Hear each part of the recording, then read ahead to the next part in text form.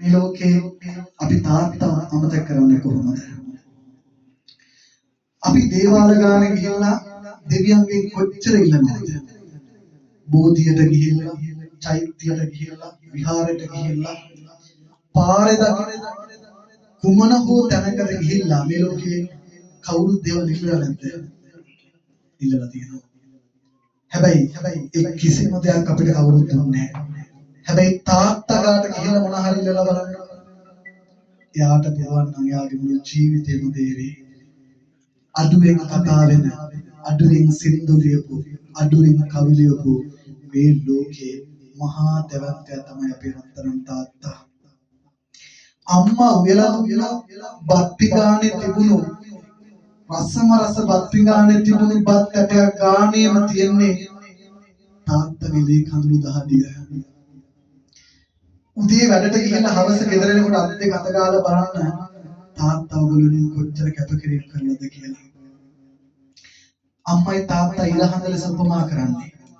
ඇයි තාත්තා සූර්යයා ලෙස උපමා කරන්නේ? ඔබ දන්නවද ඒක? ඇයි තාත්තට ඉර කියලා කියන්නේ? මුළු දහවල් කාලයම මේ ලෝකේ එළිය කරන්නේ කවුද? සූර්යයා. ඉර. හැබැයි හවසට බහැලා යනවා. ඔය රාත්‍රී කාලයේ රාත්‍රී එළිය කරන ලස්සනට බබලන චන්ද්‍රයා බබලන්නේ සූර්යයා හින්දා. දහවල් කාලේ මේ ලෝකේ එළිය දෙන සූර්යයා හවසට බහැලා යනවා. නිකම්ම නෙවෙයි. පැත්තකින් චන්ද්‍රයාට ආලෝකය දෙනවා රාත්‍රී ආලෝක කරන්න. හරියට අපේ තාත්තා වගේ. අම්මා කියන චන්ද්‍රයා බබලන්නේ තාත්තා කියන සූර්යයා හින්දා. තාත්තා නැතුණු දවසට මේ ලෝකේ අඳුර වෙනවා කියලා බුදුහාමුදුරුවෝ කියනවා. පිතා හතා තිබුණ අන්ධකාරා. තාත්තා නැති අඩුව කොච්චර ගෙවල් වලට දැනෙනවද? තාත්තා තමයි මේ ලෝකෙට අපිට රැකවරණය දුන්නේ. තාත්තා ගෙදර ඉන්නකොට අපි හැමෝම සතුටින්. රෑ වෙනකොට තාත්තා ගෙදර ඉන්නකොට අපි කවුරුත් බය නැහැ. තාත්තා ගෙදර නැති වෙනකොට කොච්චර බයයිද? තාත්තා ගෙදර නැති වෙලාවේ අම්මාලා දරුවෝ කොච්චර පරිස්සම් කරනවද? තාත්තා ගෙදර එන වෙලාවට දරුවන්ට හීරීමක් හරි වෙලා තිබ්බොත් තාත්තට කොච්චර වේදනාවක් දැනෙනවද? තාත්තා ගෙදර යුද්ධයක් කරනවා. අම්මට ගහනවා, බනිනවා. ඇයි? දරුවන්ට තියෙන ආදරේ හින්දා. මේ ලෝකේ තරුණ කාලේ හරි ලස්සන අඳුම් අඳිනවනේ. නේද? වැඩි වෙලාවක් යදමක් ඇදගෙන ඉන්නේ නැහැ. හැබැයි තාත්තා කෙනෙක් වෙච්ච දවසට ඒ ලස්සන හිතනවද තාත්තා? නෑ. හැම අලුත් අවුරුද්දකදීම අලුත් ඇඳුම් ගන්නකොට තාත්තා තමයි අලුත් ඇඳුම් එපා කියන්නේ. මට ඕනේ. මට ගිය අවුරුද්දේ ගත්ත ඇඳුම් තාම තියෙනවා. ඔයාලා ඇඳුම් ගන්න. අපි ලස්සන ඇඳුම් ඇඳලා ලස්සනට පාරේ යන දකින්නකොට ඉරිච්ච කලිසම හරි ඉරිච්ච සරම හරි ඇඳගෙන අපේ ලස්සන දිහා බලාගෙන හිටපු කෙනා තමයි තාත්තා. තමන් මොන විදිහට හිටියද තාත්තට ඕනේ අපේ ජීවිතය ලස්සන කරන්න.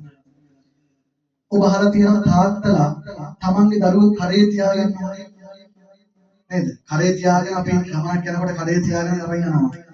කුමාරතුංග මුනිදාස පඬිවරයා කියනවා හරියට තාත්තා එහෙම කරන්නේ තමන් දැක්කට වඩා ලෝකයක් තමන්ගේ දරුවෝ දකින්න ඕනේ කියන හින්දා කියලා. තමන්ට වඩා උසින් දරුවෝ ඉන්නේ. ඒ නිසා තාත්තලා හැම දුකක්ම විඳින්නේ තමන්ට නොලැබුණ ජීවිතේ දරුවන්ට දෙන්න. තමන් ඉගෙන ගන්න නැතුණාට තමන්ගේ දරුවන්ට ගන්නන්න අපිට පොත පෑන පැන්සල කවදාවත් අඩු කරලා නැහැ. කුසට ආහාර නැතුව හරි අපිට පොත් පෑන පැන්සල් දුන්නා. පන්ති යන සල්ලි ටික දුන්නා. බස් එකේ යන්න වියදම් සල්ලි දුන්නා.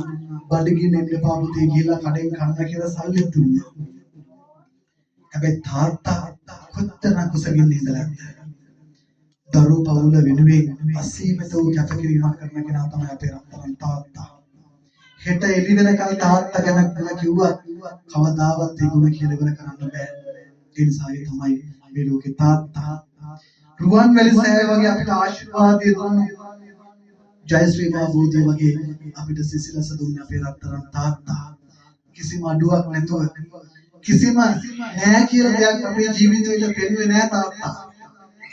තාත්තගේ ආදරේ හරියට කියන්නේ කොන්දොස්තරගේ රුපියල වගේ කියලා. ඇයි අපි බස් එකේ යනකොට රුපියලක් ඉතුරු කියලා අපි දන්නවා. කොන්දොස්තරක් දන්නවා අපිට රුපියලක් දෙන්න තියෙනවා කියලා. හැබැයි අපි ඉල්ලන්න යන්නේ නැහැ. කොන්දොස්තර එක දෙන්නේ අපේ තාත්තා වගේ. තාත්තගේ ආදරේ පෙන්වන්නේ නැහැ. තාත්තගේ තියෙන මහා විශාල ආදරේ අම්මා වගේ පෙන්වන්නේ නැහැ. අම්මා පොඩ්ඩක් තංග දැස්සල කඳුළු පුරවගෙන හයියෙන් අඬලා තමයි වේදනාව තේරුම් කරන්නේ. තාත්තා කෙනෙක් කනුනා දැකලා තියෙනවා. එහෙම දකින්නේ කලාතුරකින්. එයාට දරා ගන්න බැරි වේදනාවක් ආපු තැන ඇස්වල කඳුලක් එනවා මිසක් තාත්තා කෙනෙක් ලෝකෙට පෙන්වන්නේ නැහැ. ඇස්වල කඳුළු වේදනාව. එයා පපුවේ තියාගෙන ඉන්නේ. දරුවන්ට වේදනාවක් ආවම අම්මා අඬනවා වේදනාව වෙනවා කෑ ගහනවා. තාත්තා වේදනාව නොපෙන්නුවාට හදවතේ මහා ගිනිගුරු කන්දක් තියාගෙන තමයි දරුවෙක් එක්ක ජීවත් වෙන්නේ. මුළු ජීවිතේම කැප කරපු අපේ රත්තරන් තාත්තා අපි කොහොම අමතක කරන්නද? ඒ නිසා හැම කෙනෙක්ම අපි මේ වෙලාවේ අත් දෙක එකතු කරගෙන අපිව මේ ලෝකෙට ජාතක කරපු අපේ සතුට ගැන හිතපු මහා බ්‍රහ්මයා හා සමානව අපිව මවපු අපිට ජීවිතය දුන්න පණනල ටික දුන්න අපේ රත්තරන් තාත්තව සිහිපත් කරගමු. මතු උපදින හැම භවයකදීම මගේ රත්තරන් තාත්තා මගේම වෙලා උපදින්නට ඕනේ කියන ප්‍රාර්ථනාවක් හදවතින් මුදුන්පත් කරගෙන මිය පරලෝකීය මගේ තාත්තා සේම ඔබේ ආදරණීය පියවරුන්ට මේ උපහාරයක් වේවා. භවගාමී ජීවිතය සුවපත් වේවා. මේ උතුම් වූ කවි පෙළ මගේ රත්තරන් තාත්තට උපහාරයක්ම වේවා. ජීවිතයේ කිසිම දවසක මගේ රත්තරන් තාත්තගේ හිතට දුක වේදනාවක් දෙන්නේ නැහැ කියන ප්‍රාර්ථනාවත් හදවතේ මුදුන්පත් කරගෙන අපි අපේ රත්තරන් තාත්තව සිහිපත් කරගෙන අත් දෙක එකතු කරගෙන අපි තාත්තට වන්දනා කරමු මේ විදිහට. දුරසම් වේලා ඔබේ දාමේ ජීවිතේ දුක් කන්දේ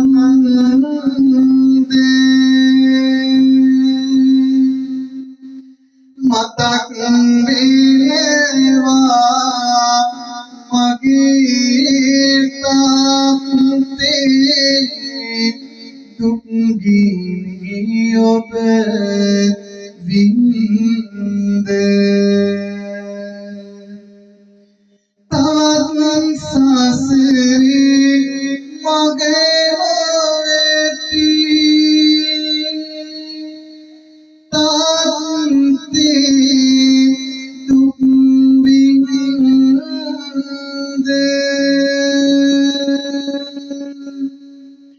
නිවන් පුරට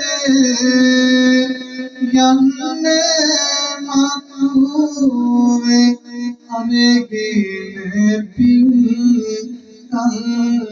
කන්දේ නිවන් පුරට යන්නේ මතුවේ අනේගෙන පින් කන්දේ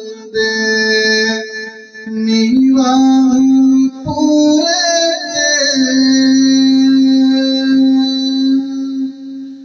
යන්නේ මතුවේ අරගෙන පින් කන්දේ